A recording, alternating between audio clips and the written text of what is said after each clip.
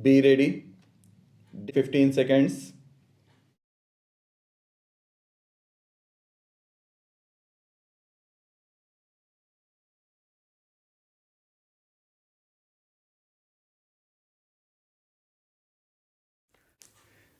Mr. Vice Chairman, Sir, I am obliged to the House for the general support this measure has received.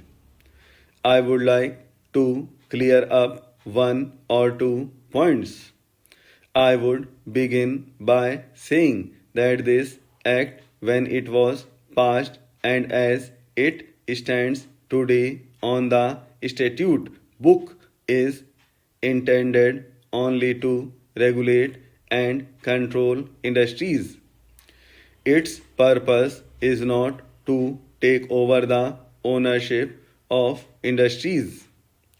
For that, we have got other measures and other methods to follow. The limited purpose here in this: wherever industries appear to be going wrong and wherever, because of the mismanagement or bad management, public interest is affected or production has gone down, in such cases there is provision for government to take them over for a period and manage them. Now it has been found in many cases that we have taken over and managed them well. I would like to point out that there are many very good examples where industries which a little while ago were going down have prospered under government management and control, and in this period the government has never used its power indiscriminately. In all these years, 12 undertakings were taken over and then handed back. 7 undertakings are today under the management of the government. One of the undertakings which is today under government management and which has occasioned this measure was in a rather bad way when government took it over about 7 years ago, and the government within the initial 5-year period of management improved its finances. Its profits have gone up. Its reserves have gone up. The concern has considerably improved, but then it was again thought that it has to be continued under proper management, and government are of the opinion that this management has to continue. If the existing law remains as it is today, there is no course open to the government but to hand it back to the shareholders. This is one of the reasons why this measure has been brought forward before this House, because the law as it stands today does not permit more than one extension of such management. So I think that clears the point which was raised by some of my friends. There is nothing like unlimited extension. This act is not meant for government to virtually take over industries and continue indefinitely in control of them. I am in sympathy with some of the views expressed.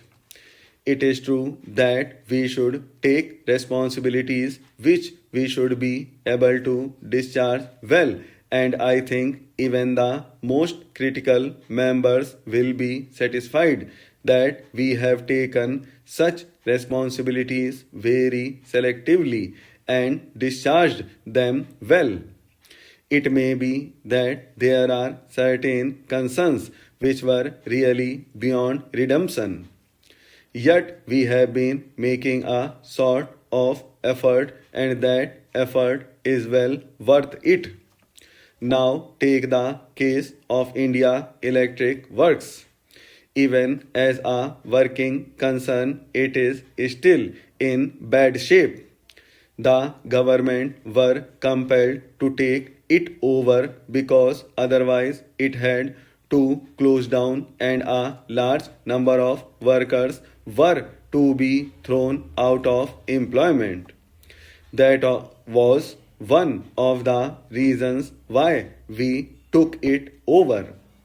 But then we cannot go on taking indefinitely such responsibilities at the cost of the taxpayers' money. There is a limit to it. And what is the limit to such cases? My only intention is that to the best of its capacity, whatever is possible, the government should try to bring about improvements, and this provision of one extension alone should not stand in the way. Therefore, the amending bill gives powers to the government to extend control by periods of 2 years at a time, but by not more than 10 years in all after the expiry of the initial period of 5 years. In that period, it is supposed that the concern would be set in order. That is the intention. I am sure that this amendment will be helpful both to the private industry as well as to whatever the government does in such cases. It is desirable in every way. The Honorable Member referred to various companies which were mismanaged. I know of many cases, but my own and the government's policy is that they should take responsibility in such matters after careful scrutiny and examination.